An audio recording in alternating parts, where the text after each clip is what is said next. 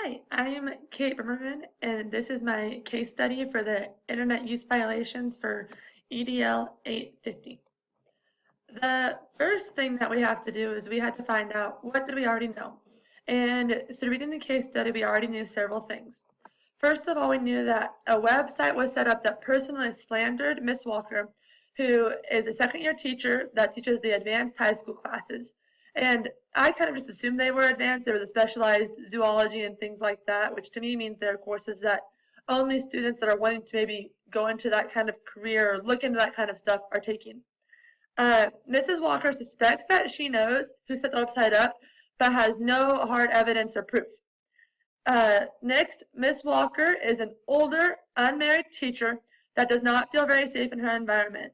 We know that she was in school for 4 years. She took 2 years of grad classes and did a study after that. So she has been doing education things for 8 years, but not actually in the classroom yet. Even though she's an older teacher, this is still only her second year in the classroom, which I think is a big part to the case study.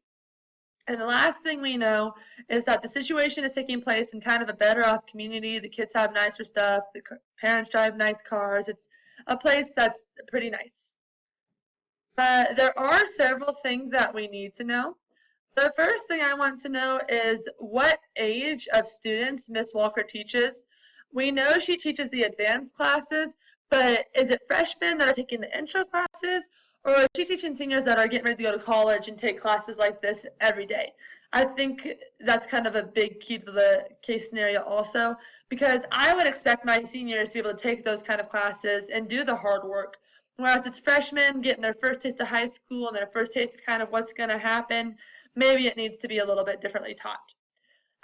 The next thing I want to know is if the website was created during school hours or with school technology. A lot of times these days kids will get laptops or Chromebooks or whatever from the school, and I think that if a school's computer was used to create that, it's going to really cause a lot of trouble. I also need to know if it was made during school hours, because that would also be even more trouble. The last thing and the biggest thing we need to know, obviously, is who created the website. What's the problem? In my opinion, there were a couple of problems. First of all, a website was created most likely by a student, and it's personally malicious and threatening towards a teacher. I think that the website was probably a joke, but whenever you threaten a teacher like that, it needs to be taken seriously. The next problem is that Ms. Walker doesn't feel safe. And if I look at this from a standpoint of an administrator, I need everybody in their environment to feel safe. My teachers, my students, everybody and anybody needs to feel like they can come to school to work, to learn, and to teach. So the fact that she is feeling like she is not in a safe environment is a really big concern to me. The next concern was, or problem, was that Ms. Walker teaches several tough courses and the students are struggling. There's been several parent phone calls about it. Students are not getting good grades. To me, there are several issues with this. Probably part of it's the teaching, part of it's the students having a hard class like this, and part of it is the way that Mrs. Walker is choosing to teach her courses. That to me is kind of a three-part problem. My plan of action. I had several different ways of going about this. The way that I went about it is assuming that we can figure out who exactly created the website. So the first thing I would do, and what I would always do, if there was a action or a problem like this, is I would meet with the other administration to make sure that we were doing the right thing, that everyone was on the same page. But that's later on in my strategies. The very first thing to find out who did it is I would get my tech team together and have them try and trace a website back to who created it. I don't know a ton about technology, but I don't think that it's super difficult to find website creators.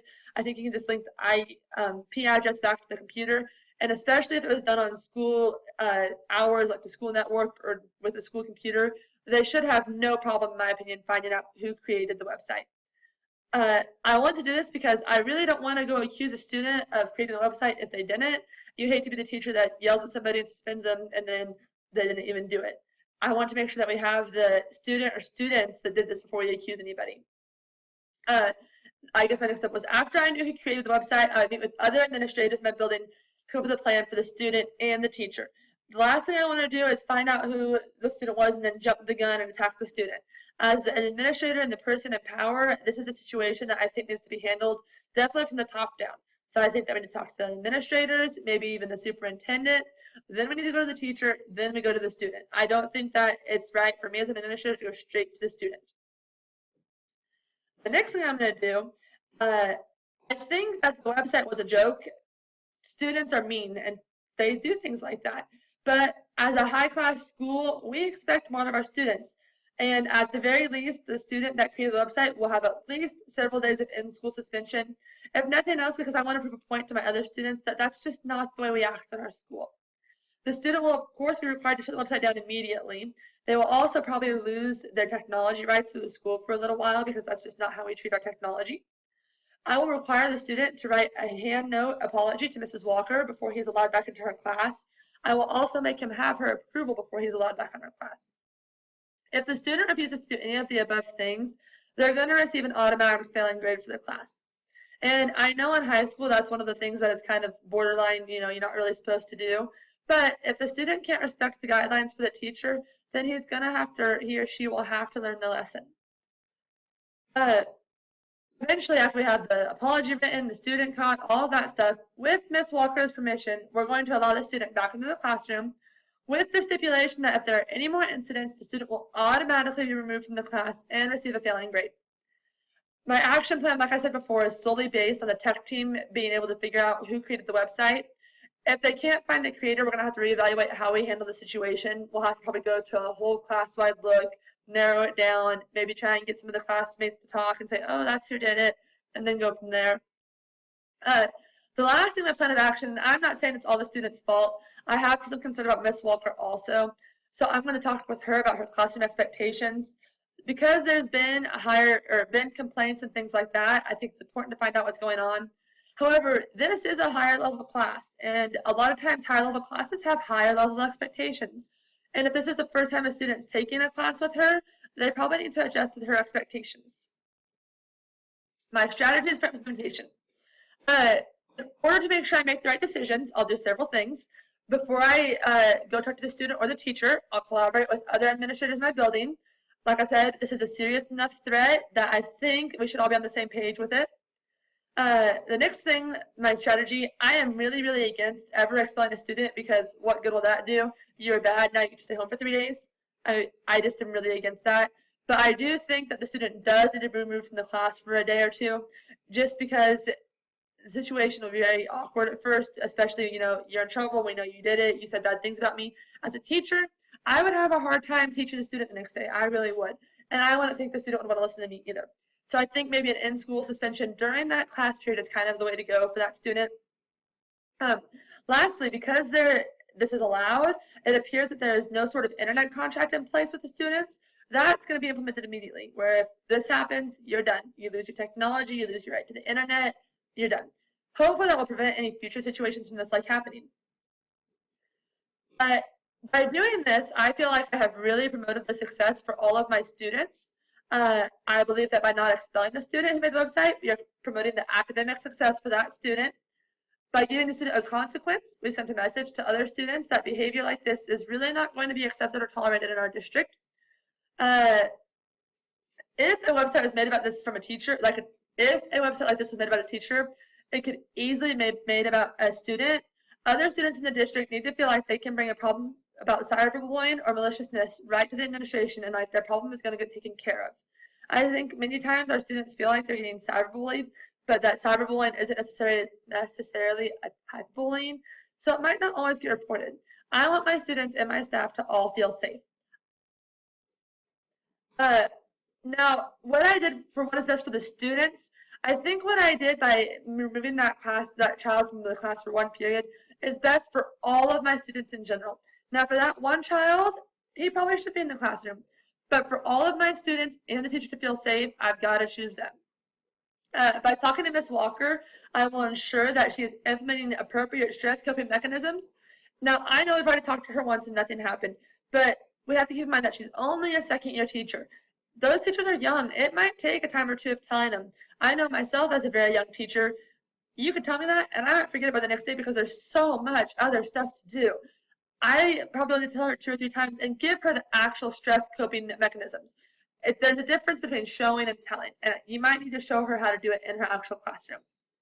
For the next school year, I'm going to have Mrs. Walker update her syllabus and make sure that she clearly outlined her expectations for the course, and that she clearly states that there is a very rigorous course. There's lots of work and things like that. I'll probably also have her put on like her deadlines and this is due when. That way students know ahead of time, wow, there's a lot of work. I'm going to have to stay on top of it. I'm not sure there's anything like that in place for her class right now. Lastly, by having the students sign some sort of technology agreement, we can hopefully prevent a problem from this happening again. Because if something like this has happened, once, this could be the very, very first time it's happened, and now the school knows, hey, we need to make sure that our students know we expect more out of them, especially when it comes to our technology. All right, my thoughts, feelings, and values. This is where it got kind of interesting for me because I had a lot of thoughts that maybe were not the kindest. The first thought is that Miss Walker probably did overreact. I think the website was most likely just a joke. High schoolers say mean things. If that's the meanest thing that a high schooler is ever going to say or do to her, she's got life good. As a coach and a teacher in the high school level, that's like the tip of the iceberg for what a lot of kids say. Now, granted, as teachers, we don't always find out what they're saying, which is how it should be. But, I mean, I feel like if she knew half the things said about it, that website would be really the least of her concerns. However, as the administration, I feel that I value the safety of my staff and students, and if she's feeling unsafe, I'm going to deal with those feelings. And if that means I have to punish a student and get the website down, I will. My next thought, the easy solution to this problem was to tell Mrs. Walker that she needs to lower her standards. Lower your standards, parents won't complain, there won't be technology issues, easy fix. However, I don't think that's the right solution, and the easy thing rarely is. Ms. Walker is teaching an advanced and specialized courses. This means that the coursework is going to be harder. I think that there are a lot of kids nowadays that drop out of or fail college classes because they're not used to the work, and they're not used to the workload because it's situations like this where one or two kids get bad grades, so mommy and daddy call the school, and all of a sudden their grade goes up. We are doing our kids such a huge disservice by doing that. When you go to college, mom and dad aren't going to call the teacher. It's important that we teach our kids how to fail. And let's let them do it in a safe environment like high school, where they know, wow, I failed that course. Maybe that stuff isn't for me. I should take some intro courses to see what I want to get into. Now, I'm not saying that's the right solution. I just think that so many times in our high schools nowadays, we have a couple parent complaints, and instead of making the kids learn how to deal with it, we adjust to the kids. And because of that, we're raising soft individuals. Like I said, I think that in high school, we should allow our kids to fail so that they can learn later on in life. My high school had a no-fail rule. You weren't allowed to fail classes. Well, they also have like a 45% rate of students that go to college and then drop out after their first year. And I just want to say, why do we think that? Because they've never been allowed to fail. If they've been even halfway drowning, they're pulled up by somebody else. So, like I said, I think we should allow our kids to maybe fail some courses. A couple of the unresolved issues. My resolution is based slowly on the fact that we found the creator of the website. If we didn't, we'll need to take a whole different approach to the problem. Whereas 100%, I back my teachers 100%, I do think it's important that Ms. Walker also tries to implement things to make her course more appealing. I plan on sitting in a couple of her classes to see if she makes an effort to make some of the stress changes that I mentioned. If the school does have a technology contract, did the student violate it by creating the website? Because if they did, then we probably do need to take some more serious consequence measures. How did I, as the building level administrator, demonstrate a sense of integrity, ethical behavior that serves as a model for all members of the school community? I believe that